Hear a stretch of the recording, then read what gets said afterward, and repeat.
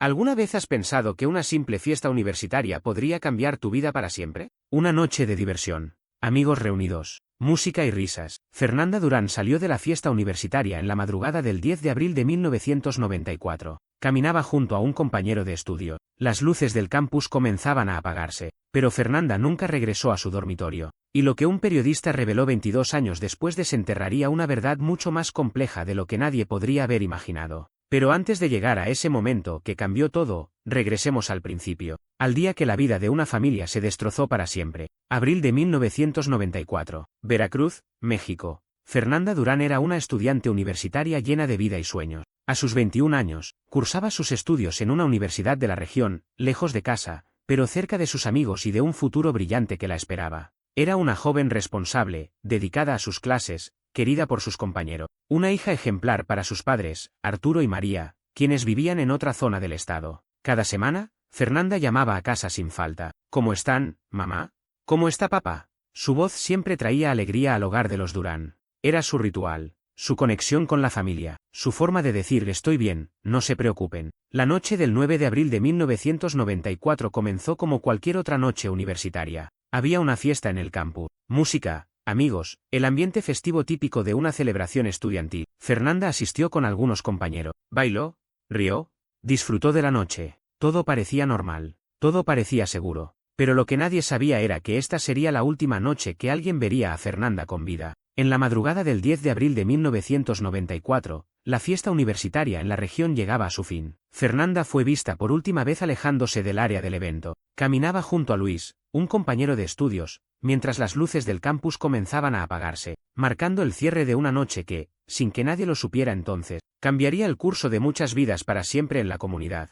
Luis era conocido en el campus, un estudiante más, un rostro familiar entre cientos. Nadie sospechaba nada de él, nadie imaginaba lo que estaba a punto de suceder. Pero lo que nadie sabía era que Luis ocultaba un lado oscuro, un lado que nadie había visto antes. Al día siguiente, la ausencia de Fernanda se hizo notoria para sus amigos y quienes compartían el dormitorio. Ella no apareció en sus clases habituales, no regresó a su habitación a la hora esperada. Su cama estaba vacía, sus cosas intactas. La normalidad de la rutina se rompió y una inquietud creciente comenzó a extenderse entre sus compañeros, quienes intentaron contactarla sin éxito. ¿Dónde está Fernanda? ¿Alguien la ha visto? ¿Por qué no contesta el teléfono?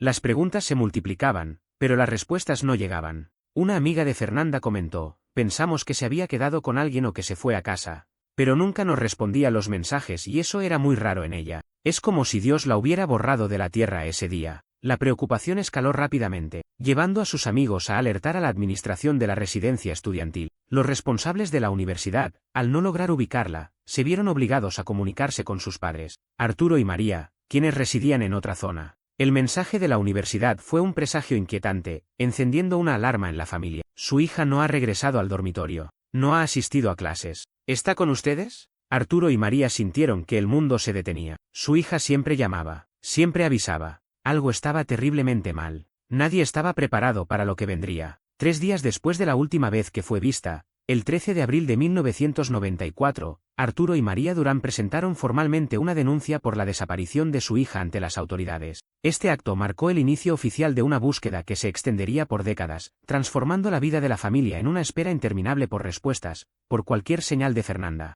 María Durán expresó con voz quebrada, registrar la desaparición de nuestra hija fue el momento más doloroso de nuestras vidas. Es una sensación horrible no saber dónde está tu propio hijo.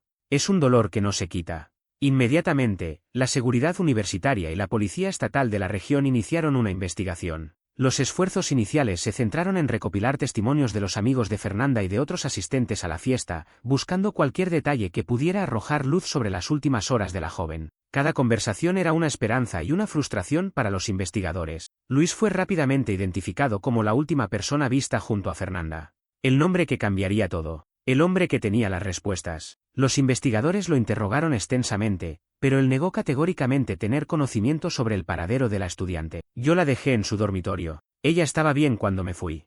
No sé qué le pasó después. Su versión de los hechos, aunque bajo escrutinio, no presentaba inconsistencias evidentes que permitieran una detención inmediata, manteniendo el misterio sobre su implicación. Un investigador anónimo señaló, desde el principio, Luis fue el foco. Su historia no encajaba del todo, Pero sin más pruebas, solo teníamos sospechas, nada concreto para seguir avanzando en ese momento. Pero lo que descubrirían después cambiaría todo. Si estás disfrutando de este caso, suscríbete al canal y activa la campanita de notificaciones para escuchar más casos como este. La familia Durán expresó abiertamente su frustración con la forma en que se manejaba la investigación inicial. Sintieron que el caso no estaba siendo tratado con la urgencia y el rigor necesarios. Criticaron la aparente lentitud en la recolección de pruebas. Esta percepción pública de ineficacia generó una creciente desconfianza en la comunidad.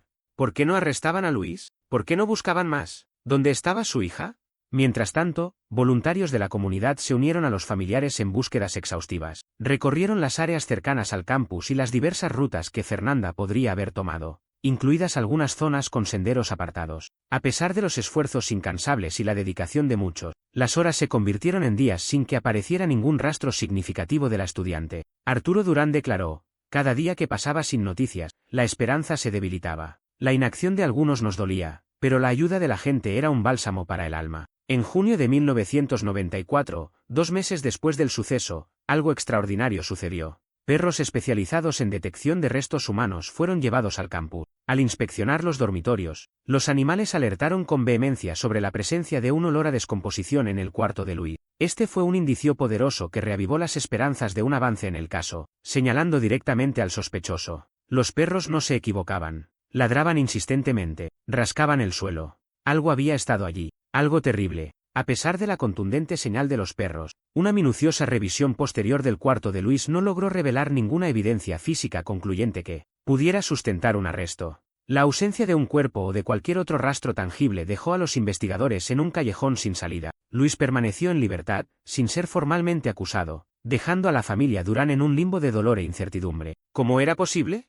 Los perros detectaron algo, pero no había cuerpo, no había sangre visible, no había nada. El silencio de las autoridades después de la búsqueda infructuosa en el cuarto de Luis, y a pesar del claro alerta de los perros especializados, intensificó la angustia de la familia Durán. Arturo y María clamaron por acciones más decisivas, sintiendo que cada día de inactividad de la policía alejaba la posibilidad de encontrar a Fernanda. La comunidad expectante compartía el sentimiento de frustración, pidiendo celeridad.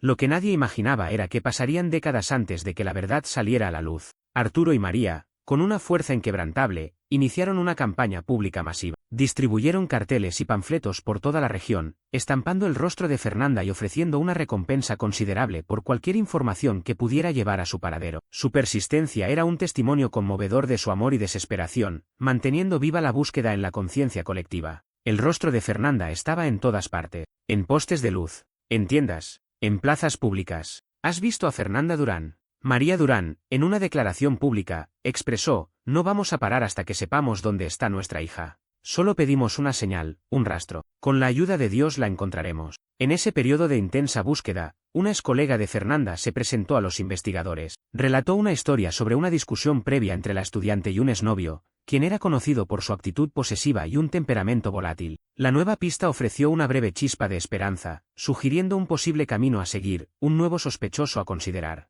La policía estatal de la región actuó con prontitud e interrogó al exnovio en cuestión. Sin embargo, en pocas horas él logró presentar un alibi irrefutable que lo situaba lejos del lugar en la noche de la desaparición. Esta nueva línea de investigación se disipó tan rápido como surgió, dejando a los Durán con un sabor amargo y el caso, una vez más, sin un rumbo claro. Con el paso de los meses, la cobertura mediática del caso de Fernanda comenzó a disminuir. Las noticias que antes ocupaban los titulares se volvieron esporádicas, relegadas a pequeñas notas en periódicos locales. Este declive en la atención pública indicaba la falta de progreso en la investigación y el riesgo creciente de que la historia de Fernanda cayera en el olvido. Un periodista local comentó: es triste ver cómo un caso tan impactante pierde relevancia. La falta de novedades hace que la gente pase la página, pero la familia nunca lo hace. El comandante Gonzalo, a cargo de la investigación en ese momento, expresó a sus superiores la creciente dificultad para encontrar nuevas evidencias. La ausencia de un cuerpo o de testigos directos hacía imposible sustentar cualquier acusación formal.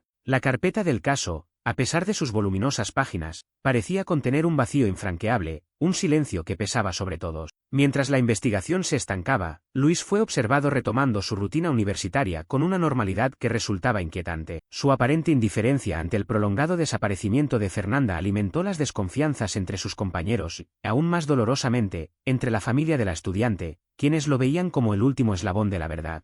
Luis seguía con su vida. Asistía a clases, salía con amigos, sonreía, como si nada hubiera pasado, como si Fernanda nunca hubiera existido. Pero lo que nadie sabía era que él guardaba un secreto terrible. Los Durán, negándose a aceptar el olvido, organizaron una conmovedora vigilia nocturna. Cientos de velas iluminaron la oscuridad, formando un mar de luz que simbolizaba la memoria de Fernanda y servía como un recordatorio constante para la comunidad y las autoridades. El acto fue un grito silencioso por justicia, buscando mantener la presión sobre quienes debían encontrar respuestas. Arturo Durán, visiblemente afectado, dijo: «Cada vela encendida es un reflejo de nuestra esperanza. No permitiremos que la historia de nuestra hija quede en el olvido. No podemos, por ella». En medio de la desesperación, una llamada anónima a la línea directa de la policía sugirió que Fernanda había sido vista abordando un autobús con destino a una ciudad vecina. Esta pista, aunque tenue, movilizó brevemente los esfuerzos policiales que rastrearon las posibles rutas. Sin embargo, tras horas de investigación, la información se reveló falsa,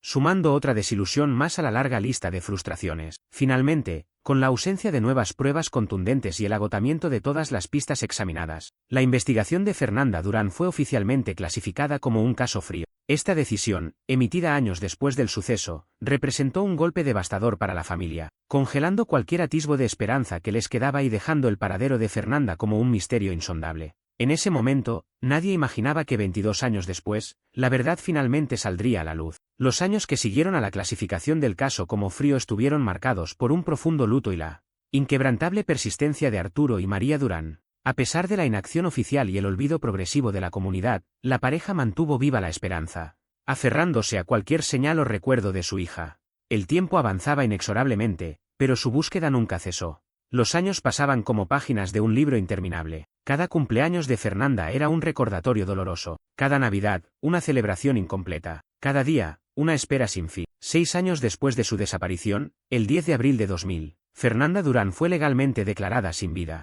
Esta dolorosa formalidad representó un golpe devastador para su familia, quienes en el fondo de sus corazones aún soñaban con su retorno. La declaración oficial cerró una puerta, pero abrió un abismo de preguntas sin respuesta. Arturo Durán, en aquel momento, manifestó: «Declaran a nuestra hija sin vida. Pero, ¿cómo podemos aceptarlo sin saber dónde está? Solo le pido a Dios que nos dé la fuerza para seguir luchando por ella». En un esfuerzo por canalizar su inmenso dolor y mantener viva la memoria de su hija, los Durán crearon una fundación. El objetivo principal era doble. Por un lado, mantener la historia de Fernanda presente en la conciencia pública, y por otro, ofrecer apoyo y recursos a otras familias que enfrentaban la desgarradora experiencia de un ser querido desaparecido. Un legado de esperanza en la adversidad. A mediados de los años 2000, la Policía Estatal de la región experimentó cambios de liderazgo. Un nuevo comandante, Gonzalo, asumió las riendas y al revisar los archivos antiguos se encontró con el expediente de Fernanda. La ausencia de un cierre definitivo y los detalles sin resolver capturaron su atención, sintiendo que había una deuda pendiente con la justicia. Impresionado por la complejidad del caso y la falta de un desenlace claro, el comandante Gonzalo decidió reabrir informalmente la investigación. Instruyó a algunos de sus hombres de mayor confianza para que revisitaran los testimonios iniciales y buscaran cualquier detalle pasado por alto. La esperanza, aunque tenue, resurgía lentamente en el departamento, impulsada por la nueva mirada del comandante. Una de las primeras acciones del nuevo equipo fue reevaluar el informe de los perros detectores de 1994, que con tanta vehemencia indicaron descomposición en el cuarto de Luis. A pesar de la tecnología más avanzada, la falta de pruebas físicas concretas seguía siendo un obstáculo formidable, una pared invisible que impedía el avance hacia una acusación formal. En esa revisión surgió una testigo anónima, quien finalmente decidió relatar un incidente pasado. Afirmó haber visto a Luis actuando de forma sospechosa en la casa de su padre, Ignacio, pocos días después del suceso original, en la década de los 90. Esta pista, aunque tardía y carente de detalles específicos, ofreció una nueva dirección para el comandante Gonzalo. Aunque la información era antigua y algo vaga, el comandante Gonzalo intentó interrogar a Luis nuevamente. Sin embargo, Luis, quien ya tenía una vida establecida y había rehecho su camino, se negó rotundamente a cooperar. Afirmó estar siendo objeto de una persecución injustificada, lo que levantó aún más sospechas y frustró los intentos de los investigadores de obtener nuevas respuestas. La persistente falta de cooperación por parte de Luis, combinada con la ausencia de nuevas evidencias físicas que pudieran corroborar las sospechas, impidió un avance sustancial. El caso, una vez más, se vio forzado a regresar a un estado de inactividad, al limbo de los expedientes sin resolver, frustrando los renovados esfuerzos del comandante Gonzalo y su equipo. Pero lo que nadie sabía era que un periodista estaba a punto de cambiar todo. Fue en 2016, 22 años después de la desaparición de Fernanda, que un periodista investigativo llamado Eduardo, conocido por su dedicación a casos sin resolver, encontró la historia de Fernanda. Atraído por la ausencia de un desenlace claro y la prolongada angustia de la familia, Eduardo comenzó a recopilar información y a sumergirse en los archivos del caso, sin saber que su trabajo reencendería la llama de la justicia. El periodista Eduardo, impulsado por la incansable lucha de los Durán, decidió transformar su profunda investigación en un formato de podcast. Los primeros episodios fueron lanzados en septiembre de 2016, presentando la enigmática desaparición de Fernanda a una nueva generación de oyentes. Su voz narrativa comenzó a tejer la compleja trama de un caso olvidado, resonando más allá de los límites de la región. Las primeras entregas del podcast ahondaron en la noche del suceso, detallando la angustia inicial, la inexplicable falta de pruebas y las controvertidas fallas de la seguridad universitaria de entonces. Estos relatos generaron de inmediato intensas discusiones en las plataformas digitales, reavivando el interés y la indignación de miles de personas que descubrían la historia por primera vez. Eduardo explicó en uno de sus episodios: "Mi objetivo es dar voz a aquellos que no la tienen,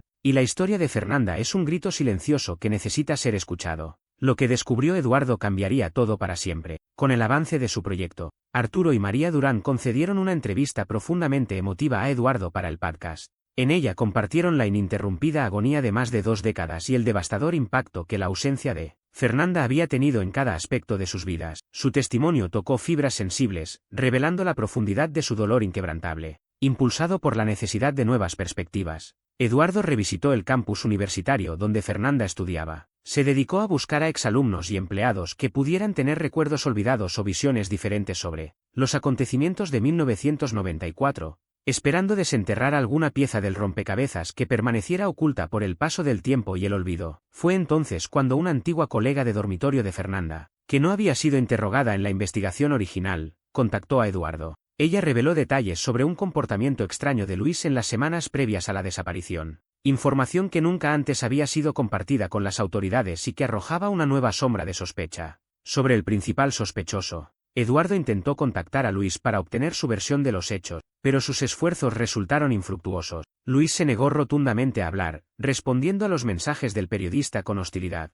Esta falta de cooperación y su actitud defensiva solo sirvieron para aumentar la desconfianza de Eduardo, que sentía que algo más profundo se ocultaba. Luis, en una breve interacción, gritó: "Déjame en paz. No tengo nada que ver con eso. Estás perdiendo tu tiempo". Pero lo que Eduardo descubrió después era inimaginable. El podcast de Eduardo comenzó a atraer a una audiencia fiel y apasionada. Los oyentes, conmovidos por la historia, se involucraron activamente, compartiendo teorías y nuevas posibles pistas en foros en línea. Esta participación masiva no solo reavivó la llama de la investigación, sino que también generó una presión pública sin precedentes sobre el caso. Impulsados por la creciente popularidad del podcast, los carteles con la frase "Justicia para Fernanda" reaparecieron por toda la región. Estos mensajes, antes símbolos de una lucha solitaria, se convirtieron en la voz de una comunidad que ahora exigía respuestas. La marea de apoyo popular se hizo innegable, mostrando que la memoria de Fernanda seguía viva después de 22 años. El comandante Gonzalo, quien había intentado reabrir el caso años atrás,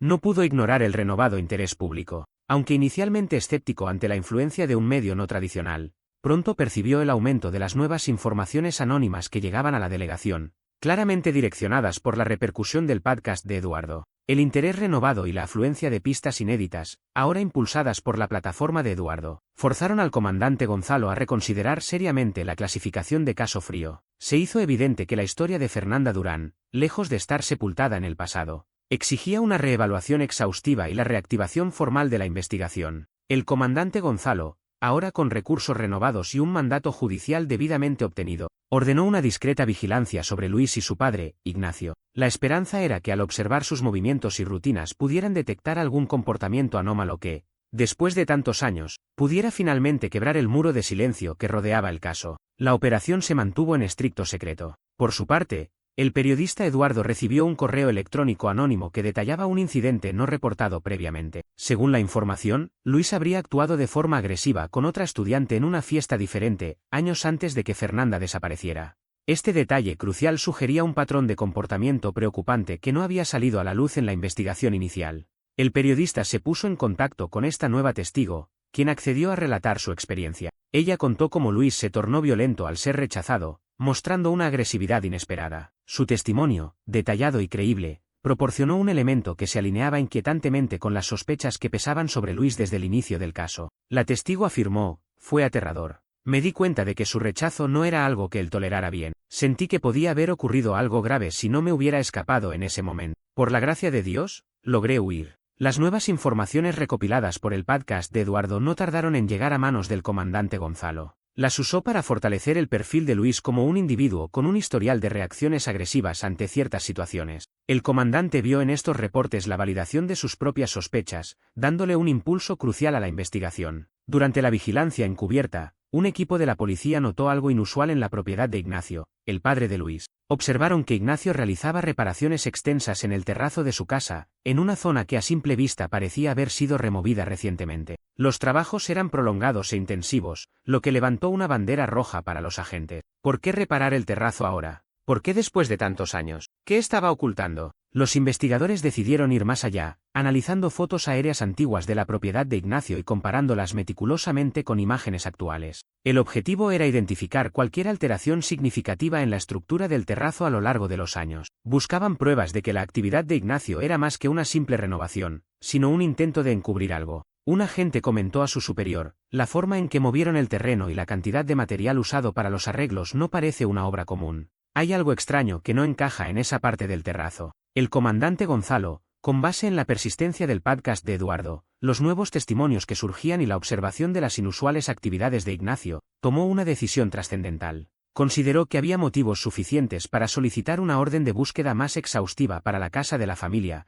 esperando encontrar la verdad oculta por años. Faltaban solo días para que la verdad finalmente saliera a la luz. Finalmente, en marzo de 2018, casi 24 años después del suceso, la Policía Estatal de la región llevó a cabo una operación de alto perfil, rodeando la residencia de Ignacio. La acción fue rápida y decisiva, sorprendiendo a los habitantes de la casa y a los vecinos. La comunidad expectante observaba cada movimiento, consciente de que un punto de inflexión estaba por llegar.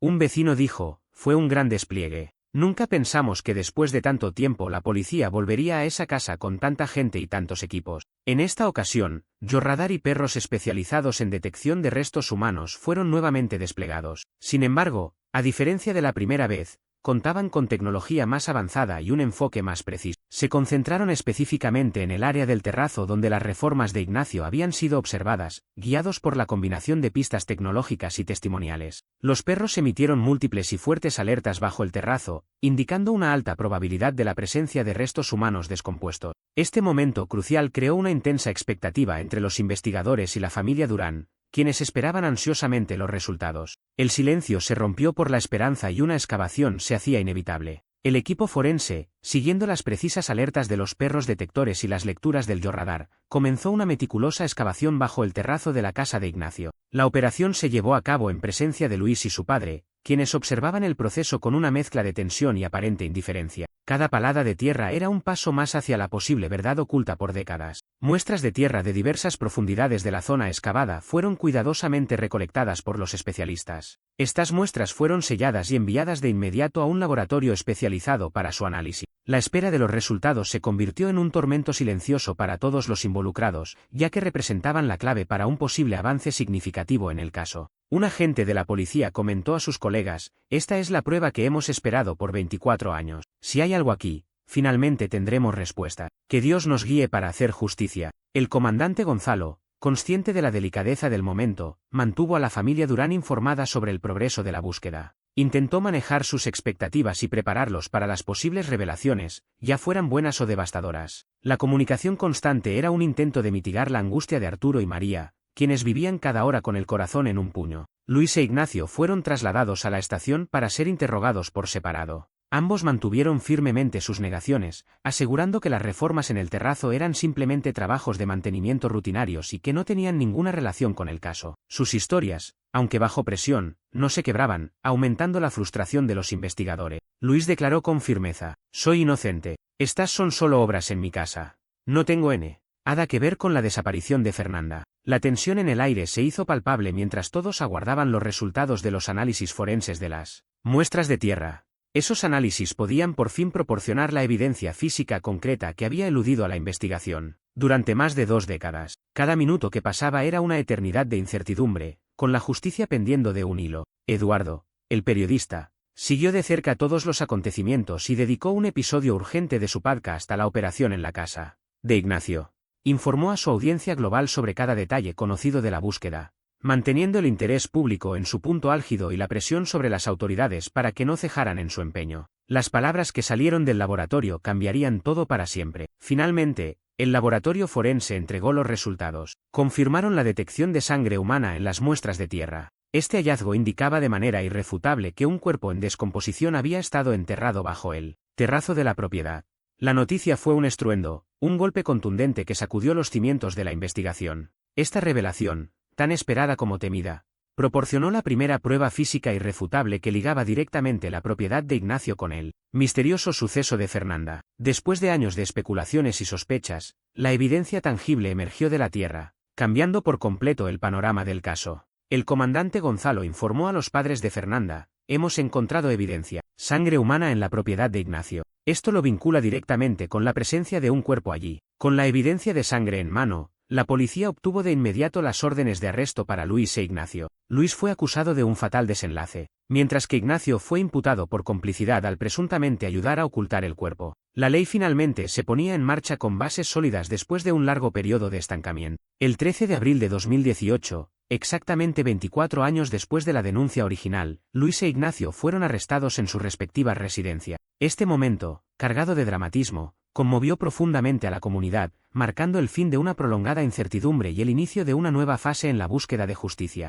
Para la familia Durán, la detención trajo un doloroso alivio y la promesa de un desenlace. Nadie estaba preparado para lo que vendría en el juicio. La detención de Luis e Ignacio generó un frenesí mediático sin precedentes. Eduardo, el periodista, se mantuvo a la vanguardia de la información, lanzando nuevos episodios de su podcast que detallaban los desarrollos en tiempo real. La comunidad, que había vivido años en la oscuridad, se abalanzó sobre cada actualización, buscando comprender los giros inesperados de un caso largamente olvidado. Luis e Ignacio fueron formalmente acusados en una audiencia preliminar. Luis enfrentó cargos por el fatal desenlace de Fernanda, mientras que Ignacio fue imputado por complicidad en la ocultación de un cuerpo. Las acusaciones, basadas en la evidencia de sangre hallada en el terreno, marcaron un hito después de más de 2 décadas de misterio y desesperanza en la región. La defensa de Luis presentó de inmediato un recurso para solicitar su liberación bajo fianza. Alegaron la persistente falta de evidencia directa, específicamente la ausencia del cuerpo de Fernanda, como motivo para su excarcelación. Sin embargo, el tribunal, tras evaluar los argumentos de ambas partes, denegó la petición, manteniendo a Luis bajo custodia.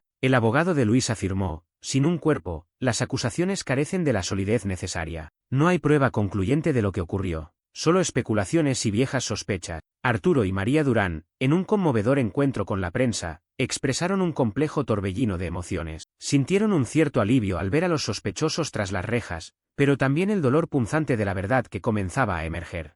Afirmaron que su lucha por Fernanda no cesaría hasta que sus restos fueran encontrados, para que su alma pudiera descansar en paz con la ayuda de Dios. El comandante Gonzalo, ahora con el caso revitalizado, intensificó la búsqueda del cuerpo de Fernanda. Expandió las operaciones de rastreo más allá de la propiedad de Ignacio, movilizando equipos especializados y perros detectores en nuevas áreas. La esperanza de encontrar los restos de la joven se reavivó con el objetivo de ofrecer un cierre definitivo a la familia. Con Luis e Ignacio bajo custodia, la presión se alivió y nuevos testimonios comenzaron a surgir. Varios vecinos de Ignacio, que habían temido hablar antes, relataron haber visto movimientos sospechosos de un camión grande en la propiedad semanas después de la desaparición original de Fernanda, en 1994. Su silencio de años se rompió ante la posibilidad de justicia. Un vecino comentó: siempre vimos cosas extrañas, pero teníamos miedo de hablar. Ahora que los Flores están arrestados, me atrevo a decir lo que vi aquella vez con un camión en su casa. La policía actuó rápidamente sobre esta nueva pista. Iniciaron una exhaustiva investigación sobre la procedencia del camión mencionado por los vecinos, rastreando empresas de fletes y transporte que operaban en la región en la década de los 90.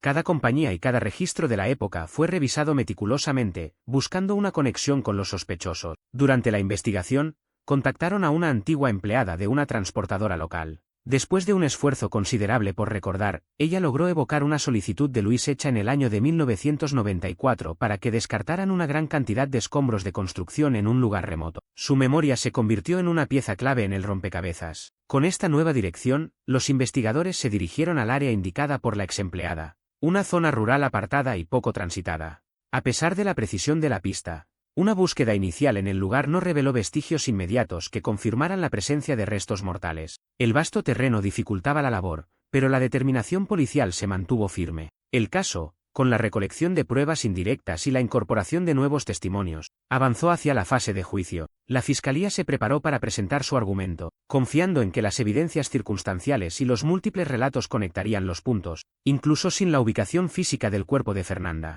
La justicia estaba por empezar su largo camino. El juicio de Luis e Ignacio finalmente dio inicio, marcando un momento crucial después de décadas de incertidumbre. La fiscalía presentó con detalle las pruebas de sangre halladas en el terreno bajo el terrazo de la casa de Ignacio, y los testimonios que describían el comportamiento agresivo de Luis en el pasado. La sala del tribunal estaba llena, ansiosa por el desarrollo de los acontecimientos. La fiscalía convocó a la excolega de Fernanda, quien había permanecido en silencio durante años. Su testimonio fue crucial, corroborando el patrón de agresividad de Luis ante el rechazo, un aspecto de su personalidad que la fiscalía buscaba resaltar para construir su caso. Su relato, aunque difícil, fue entregado con convicción, impactando a todos los presentes. La testigo afirmó con voz firme, él no aceptaba un no. Su mirada cambió por completo. Eso me asustó mucho y no quería que a Fernanda le pasara lo mismo. Que Dios me perdone por no haber hablado antes. La defensa de Luis intentó desacreditar el testimonio de la excolega. Argumentó que sus recuerdos eran muy antiguos y que podían haber sido influenciados por la intensa cobertura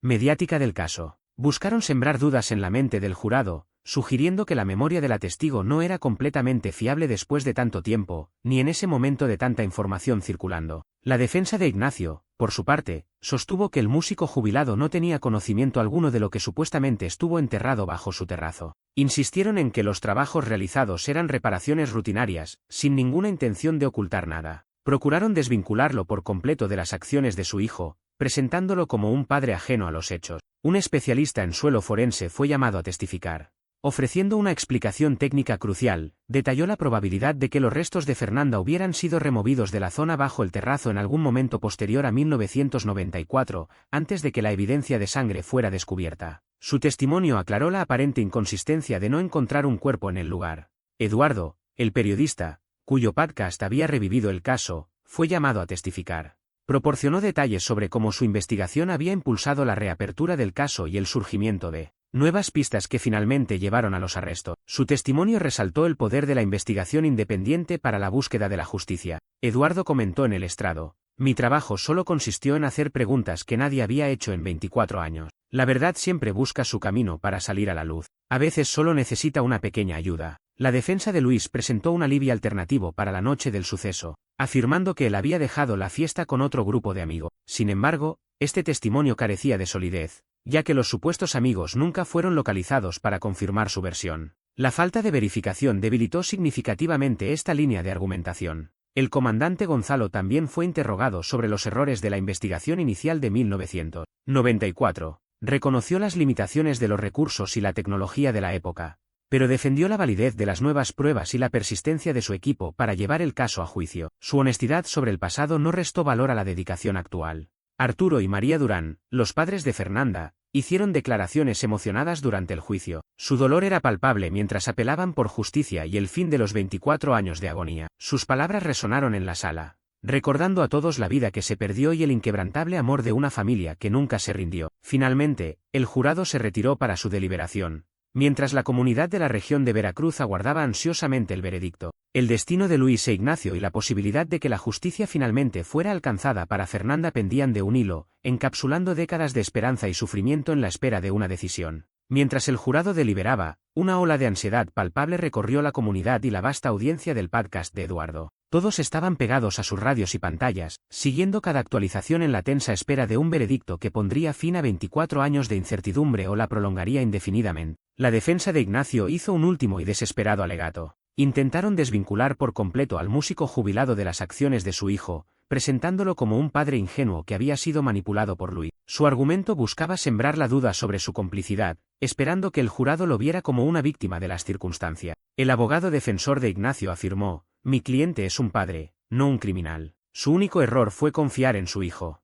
Pido al jurado que lo absuelva. En un giro inesperado, un excompañero de universidad de Luis, que había guardado silencio por años, finalmente decidió hablar. Reveló que Luis le había confiado, semanas antes del suceso, cómo manejar problemas sin dejar rastro. Este testimonio, aunque tardío, añadió un peso considerable a las acusaciones, pintando un cuadro más oscuro del acusado. La fiscalía utilizó este nuevo testimonio como evidencia de carácter, lo que fortaleció la imagen de un Luis calculador y potencialmente violento. Aunque no se revelaron los detalles completos del suceso ni el crimen en sí, el relato del excompañero reforzó la idea de que Luis era capaz de planear actos terribles, desmoronando su fachada de inocencia. Durante la prolongada deliberación del jurado, comenzaron a circular rumores de un veredicto dividido. Esta posibilidad, temida por muchos, aumentaba la incertidumbre y la angustia de la familia Durán, que visualizaba un nuevo juicio y la prolongación de su tormento. La justicia parecía eludirles una vez más, atrapada en los tecnicismos legales. Un reportero fuera de la sala comentó: «La división del jurado es una posibilidad real.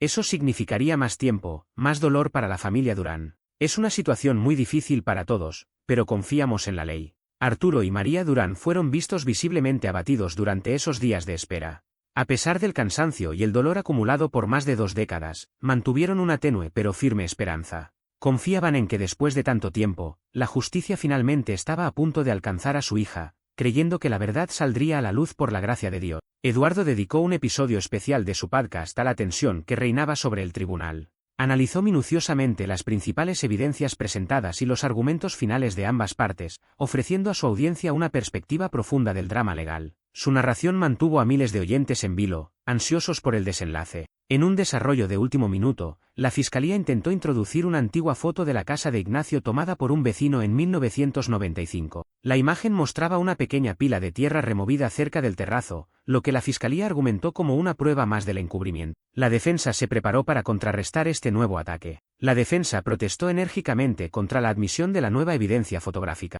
Argumentaron que la imagen era antigua, de baja calidad y estaba sujeta a múltiples interpretaciones. Cuestionaron la cadena de custodia de la foto y su relevancia después de tantos años, intentando desestimarla como una prueba válida en el proceso. A pesar de las objeciones, el tribunal aceptó la fotografía como prueba. Esta decisión añadió otra capa de peso circunstancial contra los acusados. La comunidad entera aguardaba la inminente lectura del veredicto, sabiendo que el fin de una larga y dolorosa saga se acercaba y la verdad, tarde o temprano, sería revelada. El jurado regresó al tribunal y la expectativa era palpable. Después de 24 años de angustia, silencio y la incansable búsqueda de respuestas, el juez se preparaba para leer los veredictos. Cada respiración en la sala parecía contener la fuerza de una comunidad que había vivido con el misterio de Fernanda, aguardando este momento crucial que definiría el futuro. El veredicto fue proclamado con solemnidad. Luis fue declarado culpable por un fatal desenlace en primer grado, un dictamen que conmocionó a muchos. Al mismo tiempo, Ignacio fue absuelto de la acusación de complicidad en la ocultación de un cuerpo, causando un turbulento torbellino de emociones encontradas entre los presentes. Un suspiro colectivo llenó la sala. Las palabras que salieron de la boca de Luis eran inimaginables. Confrontado con la inminencia de la justicia, Luis, después de su condena, finalmente rompió el silencio que mantuvo por más de 2 décadas. Confesó los horribles detalles de aquella fatídica noche, revelando lo que realmente había ocurrido con Fernanda Durán. Su voz, antes evasiva, ahora desvelaba la amarga verdad que todos esperaban escuchar. Luis declaró en ese momento: «La verdad es que no puedo vivir más con esto. Necesito que se sepa lo que pasó.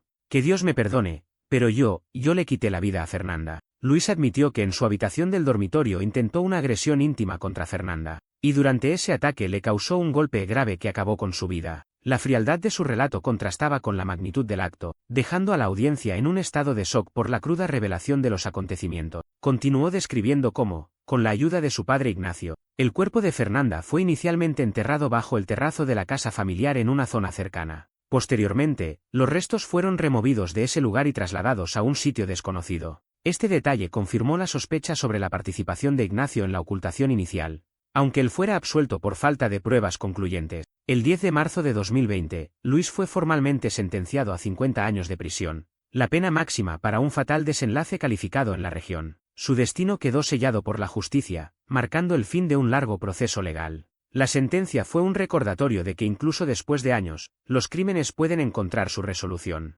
Arturo y María Durán expresaron un doloroso y complejo sentimiento. Sintieron un inmenso alivio al conocer finalmente la verdad de lo ocurrido, pero también la lancinante agonía de saber el trágico fin de su hija. La esperanza de encontrarla aún con vida se desvaneció por completo, dejando un vacío irreparable en sus corazones. María Durán, con la voz quebrada, afirmó: «Supimos la verdad, pero nuestra niña ya no regresará. Es un alivio y un dolor que no se comparan. Nuestra esperanza de encontrarla viva se ha ido». A pesar de la sentencia y la confesión, La familia Durán reafirmó su compromiso inquebrantable de continuar la búsqueda de los restos mortales de Fernanda. Querían ofrecerle un descanso digno y poder completar su luto, un proceso que no podía culminar sin encontrarla. Su determinación era un faro de amor y perseverancia que brillaba incluso en la oscuridad más profunda. El comandante Gonzalo y Eduardo, el periodista, reflexionaron sobre la extraordinaria jornada de este caso. Destacaron el papel fundamental de la persistencia inquebrantable de la familia, la innovación de la tecnología forense y la incansable labor periodística en la búsqueda de la justicia. Su trabajo conjunto redefinió la esperanza en los casos sin resolver. La historia de Fernanda Durán se convirtió en un poderoso legado, resonando profundamente en la comunidad y más allá. Impulsó una mayor conciencia sobre los casos de personas desaparecidas, dejando claro que incluso en ausencia de un cuerpo, la verdad y la justicia pueden eventualmente prevalecer, ofreciendo un cierre a historias largamente olvidadas. El caso de Fernanda Durán demostró el poder de la persistencia, de una familia que nunca se rindió, de un periodista que decidió hacer las preguntas correctas, de una comunidad que exigió justicia, y de la verdad que, tarde o temprano, siempre encuentra su camino para salir a la luz. Hoy, más de 26 años después de aquella noche de abril, la búsqueda de los restos de Fernanda continúa. Pero su memoria vive, en el corazón de sus padres, en la fundación que lleva su nombre, en cada familia que no se rinde ante la desaparición de un ser querido. Fernanda Durán ya no está, pero su historia nunca será olvidada. Si me acompañaste hasta el final, por favor dale un me gusta al vídeo, escribe en los comentarios qué te pareció el cierre del caso y aprovecha para suscribirte y activar la campanita de notificaciones. Sigue conmigo y mira el próximo vídeo en la tarjeta que está apareciendo aquí en la pantalla. Te veo en el próximo caso de nuestro canal.